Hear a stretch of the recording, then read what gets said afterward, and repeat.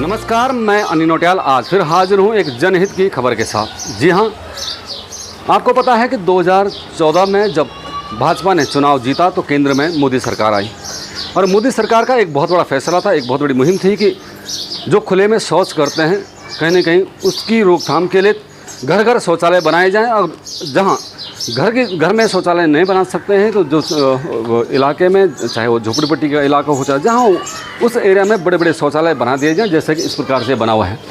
जब ये मुहिम पूरे देश में चलाई गई तो देश में तमाम राज्यों ने इस मुहिम को बहुत बड़ी जोर शोर से पूरे इलाकों में जहाँ जहाँ वो रहते हैं वहाँ उन्होंने इस मुहिम को चलाने की पूरी कोशिश की।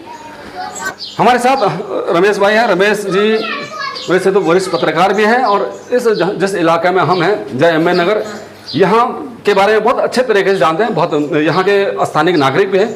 तो आपसे रमेश भाई मुझे थोड़ा समझने में थोड़ा ईजी भी होगा कि अब हम इस शौचालय में आए हैं। आप तो कई दिनों से देख भी रहोगे यहाँ की जो हालत है और कई सालों से शौचालय पर मीरा भाईंदर शहर में बवाल होता रहा है। यहाँ के हालात आपसे समझने की कोशिश करेंगे, यहाँ के हालात क्या है पहले तो ये बताइए। पहले अनिल भाई हम आपको दिखाएंगे कि शौचालय की हालत क्या है, बद से बदतर बना हुआ है। उसके बाद आगे हम चर्चा करेंगे कि सारी चीज़ें कैसे हुई और कहाँ तक ये पहुँचा। तो ये जो शौचालय है देखिए, पहला, दूसरा, तीसरा, ये तीनों में गोनी के जो है वो पर्दे लगे हुए हैं। जो कोई भी व्यक्ति आता है तो ये गोनी को हटाता है, फिर शौच करता है। शौच जो होता है ये आपातकालीन स्थिति है। आप ये ऐसा नहीं सोच सकते कि चलो भाई आज गोनी लगा है तो आज नहीं करेंगे, कल कर लेंगे, परसों कर लेंगे, ऐसा कर लेंगे। आपको करना ही करना है, वो गोनी रहे नहीं रहे, दरवाजा रहे नहीं रहे, आपको बैठना है। एक समय ऐसा था कि लोग खुले में बैठते थे, लेकिन प्रधानमंत्री ने 2014 के बाद से जो देश में एक शौचालय क्रांति लाया, जिसको कहा जा सकता है कि भारत, इसकी चर्चा विदेशों में हुई, भारत में एक शौचालय क्रांति आई।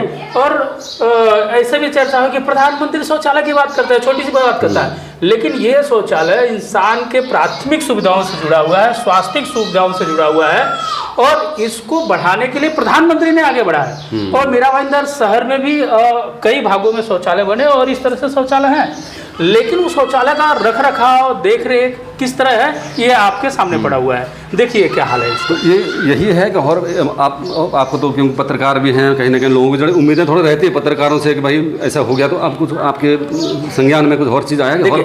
मीरा भाईंदर शहर में जब महानगर पालिका ने इसको ठेकेदारों को हैंड ओवर किया तो एक समय अच्छे से चल रहा था, कुछ अनियमितताएं थी, कुछ भ्रष्टाचार था। और इसकी शिकायत जब हुई तो महाआयुक्त ने डायरेक्ट इसका ठेका रद्द कर दिया बिना सोचा। आपातकालीन स्थिति है, इसके लिए कोई उनको पर्याय उपाय करना चाहिए था। आपका अधिकार है कि आप भ्रष्टाचार मुक्त शहर बनाए, भ्रष्टाचार मुक्त मीरा भाईंदर बनाए, लेकिन आप आपातकालीन स्थितियों से खिलवाड़ नहीं कर सकते। आप अचानक ऐसे अस्पताल नहीं बंद कर सकते, आप शौचालय बंद नहीं कर सकते, आप उनके लिए सुचारू रूप से व्यवस्था कर सकते। तो जो ये उन्होंने किया उसका ये दुष्परिणाम है, जो उन्होंने किया उसका दुष्परिणाम है कि आज शौचालय में दरवाजा। और मैं आपको बताऊं तो ये सिर्फ जयम नगर की बात नहीं है, पूरे मीरा भाईंदर शहर में जितने भी सार्वजनिक शौचालय हैं सब में कुछ ना कुछ समस्याएं हैं, या तो साफ सफाई की समस्या है या तो दरवाजे टूटे हैं। तो ये महानगर पालिका कभी देखते हैं या लोग शिकायत करते हैं क्या? देखिए ये देखिए अब ये इस प्रकार से यहाँ पर शर्म की बात है कि हम एक महानगर में रह रहे हैं और ये महानगर में ये हालात हैं। करोड़ों का बजट, मुझे लगता है तकरीबन 40 करोड़ से बड़ा बजट इन शौचालयों का है, वहाँ के ये हालत है। तो फिर आगे क्या सोच सकते हैं कि अभी कई जगह हमको ऐसे फ़ोन आए कि महिलाओं के जो दरवाजे होते हैं वो काट दिए गए। हाँ है ना, इस तरह की भी शिकायत है। ये पुरुष या महिला दरवाजा ऐसा नहीं बोल सकते। ये शौचालय की स्थिति हो, पुरुषों का शौचालय है, महिलाओं का शौचालय है, जहाँ क्या ये दरवाजा कैसा है, इज्जत ढकने की बात है। आज लोग गोनी क्यों लगा रहे कि भाई शौच में बैठे हैं तो बाहर नहीं दिखना चाहिए, इसलिए दरवाजा। लेकिन ये सिर्फ दरवाजा टूटा है ये नहीं है, या जयम नगर में दरवाजा टूटा है ये बात नहीं है। ये देश के लिए, ये समाज के लिए बहुत बड़ा दुर्भाग्य की बात है। रमेश जी ने एक बहुत बड़ी बात की कि तकरीबन मीरा भाईंदर शहर के तमाम इस प्रकार के शौचालय हैं जो महानगर पालिका के अंतर्गत चल रहे हैं, उनके ऐसी बच्चे बदतर हालत चल रही है। और सवाल ये खड़ा होता है कि महानगर पालिका जिन ठेकेदारों को ये जिम्मेदारी देती है, क्योंकि ये प्रधानमंत्री नरेंद्र मोदी से जुड़ा हुआ मामला है, हमने दिखाने की कोशिश की कि जो शौचालयों के जो बच्चे बदतर हालत हैं वो आखिर हुई क्यों। रमेश जी, सवाल कहीं ना कहीं ये अपने आप में बनता है कि दरवाजे गए कहाँ? दरवाजे तो रहे होंगे पहले भी, तो आप ये मूल जड़ क्या होता है, महानगर पालिका जैसे दरवाज़ा लगा दिया, यहाँ जो केयर टेकर रहते हैं वो उसका देखभाल करते हैं, लेकिन जो कुछ चरसी किस्म के जो एरिया झोपड़पट्टी या नशेड़ी किसी झोपड़पट्टी है और स्लम एरियाज है, तो यहाँ कुछ नशेड़ी किस्म के जो बच्चे होते हैं जो किसी को डरते ही नहीं वो, तो वो आते हैं रात को दरवाज़ा खोल लेके जाते हैं, उसके जो एंगल्स होते हैं ना वो अच्छे दामों में बेचते हैं, 60-70 रुपये में उनको जो गर्त वगैरह पीने की वो मिल जाता है, तो उसका विरोध करने पे और वो यहाँ के जो केयर टेकर है उनसे भी मारपीट करते। तो महानगर पालिका प्रॉपर्टी किसकी है? महानगर पालिका की।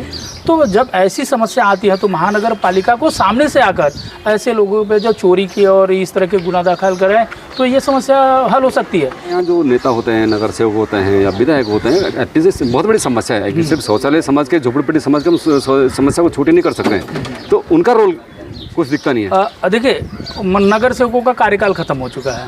अगर नगर सेवकों को कोई काम कराना पड़ता है तो वो सामान्य व्यक्ति, चूंकि उनका रिलेशन है सामान्य व्यक्ति के हिसाब से उनको भी जाना पड़ रहा है नगर पालिका में।